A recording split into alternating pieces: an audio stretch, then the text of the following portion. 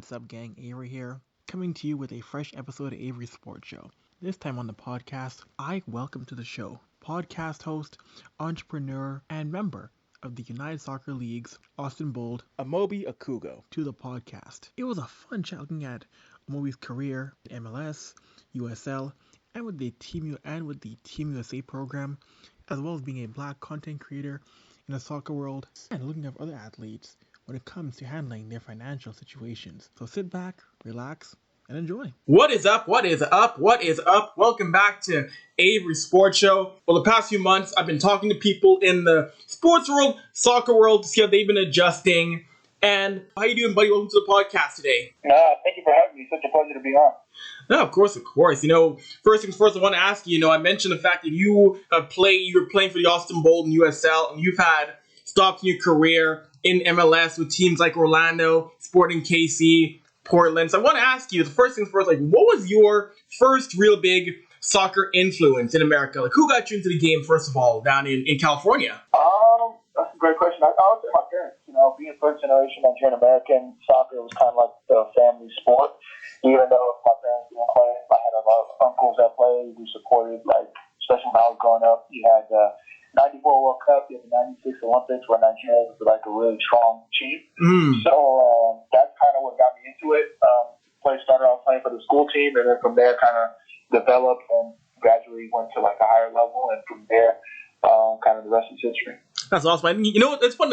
Every American soccer person I've talked to on this show, I said that 94 World Cup was their real jumping off point to get people involved in soccer. It really had a major impact on the game in the U.S. Yeah, especially from the American standpoint, having it come to the States, I feel like it's going to be almost like a similar wave when it comes back in 2026. But for me personally, because my family, being first generation Nigerian American, yes, having the World Cup and Olympics back to back in the States, and then having Nigeria do so well, I think it was kind of like an added bonus.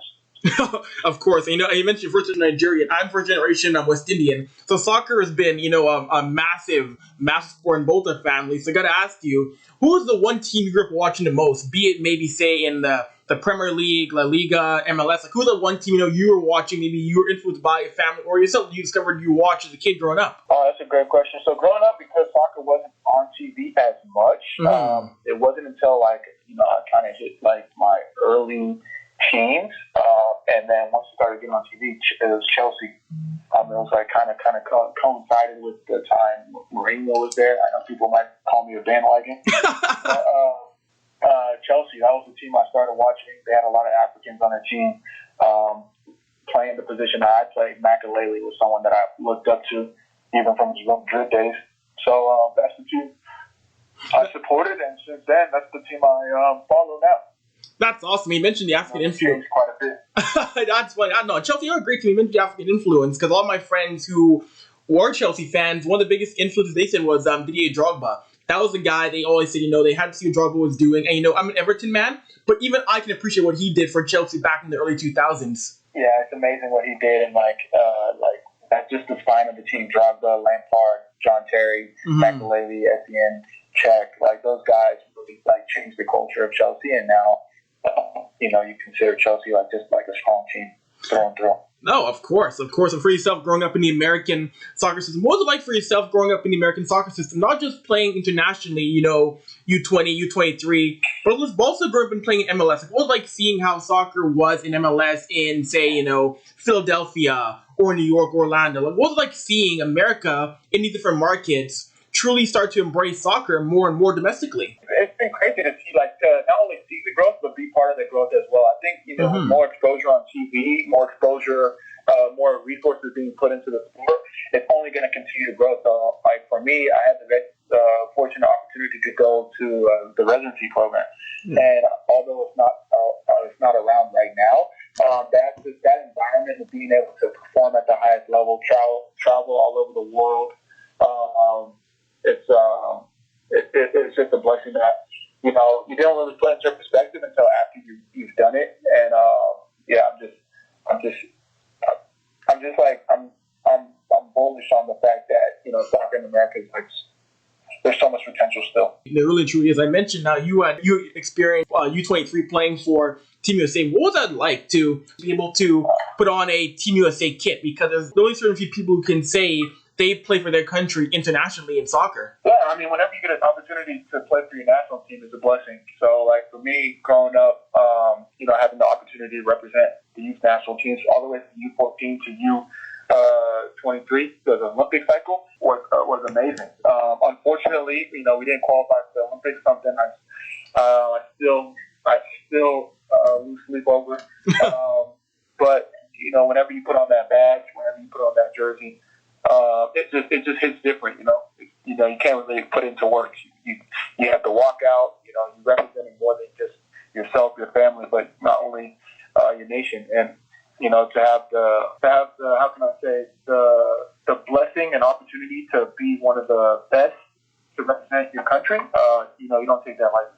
No, of course not. Especially for yourself, being a Black American, being a first generation Black American. What was it like? So you can help pave the way for the next generation and help give them an image to look up to, like they look up at over the years, grew up looking at people who played for the American national team, like Josie Altidore, like Kobe Jones, Freddie Adu, like Kristen Press, like Brianna Scurry, and like Jessica McDonald.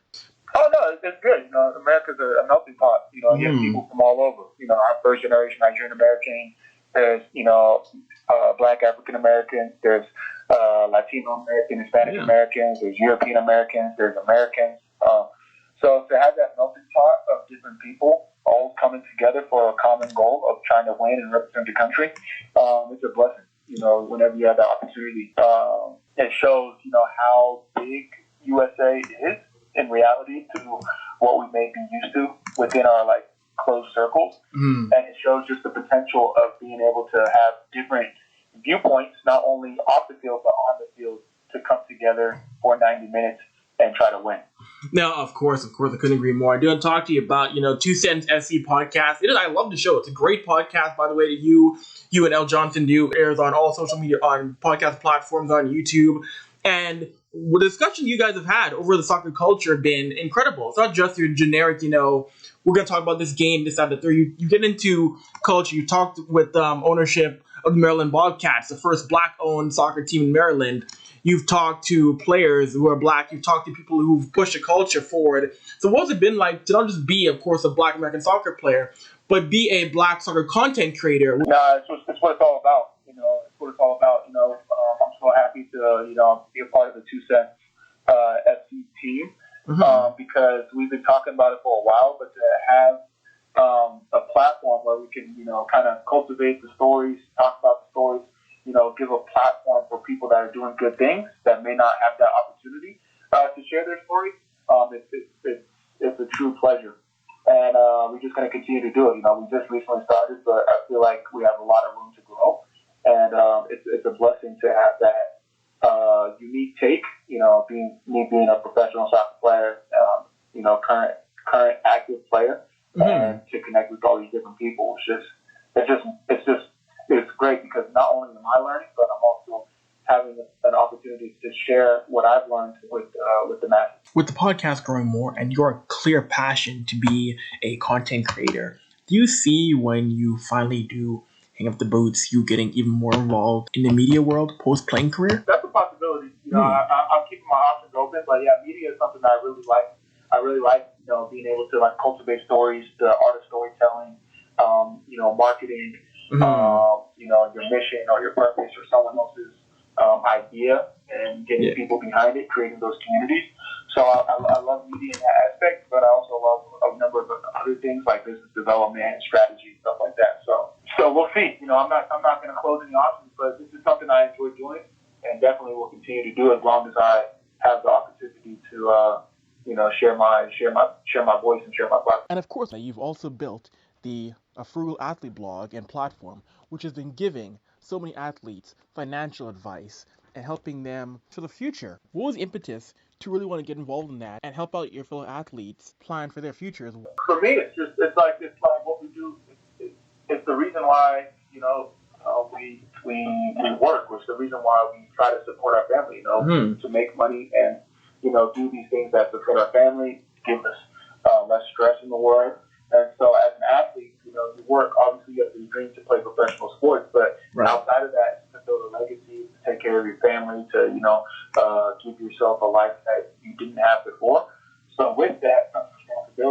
are you going to be responsible, efficient, and prudent with your money so that you do not, work so hard and throw it all away. So with the Frugal Athlete, not only have I been able to learn about other athletes that are doing smart things with their money, but I've also been able to share that with others that may be interested in, being a little bit more financially alert and financially aware of their own financial playbooks. So for me, it's been a blessing. It's something that gives me joy to, do the newsletters, do the podcast, write the blogs, all the stuff that I have to do to curate the content and get the voice out. But as you know, personal finance is not just an athlete issue. Mm-hmm. It's something that every individual faces at some level. So if we can use athletes, natural trendsetters to talk about it, and kind of create that awareness and provide some solutions using sports terminology and sports experiences to kind of bring these points home. This is what it's all about. No, of course, the great thing you're doing that. It's really awesome what you're doing. I know I want to talk to you about, your time in Austin and just, I guess, in general, how football has been impacted by COVID, because when everything was really shut down in the sports world in the U.S. and in Canada, what did you really think? What were your thoughts on how this year's going to go? Did you think you'd play again? How hard was it to, I guess, keep your mind and body ready for a season when so much was up in the air? Yeah, it was a battle. It was really a battle because it was crazy. We had 3 months off, basically, right after the season. So the season started, everything was going well. Preseason had the first game, and then next thing you know, the season's canceled, postponed without really any answers. So that was kind of a tough adjustment. People were back home. People were trying to stay fit. And then to come back, fortunately, with the help of some very people that were willing to sacrifice, and do some great things, we were able to start the season back up. But even then, it's 3 months not game fit. So it took a while to get back into the swing of things. But things ended up working out, and we were fortunate enough to play. We kind of did not like a bubble, but kind of regionalized format to try to limit the travel and limit the exposure. And we had a couple cases, but nothing too serious, thank God. Right. And the season went.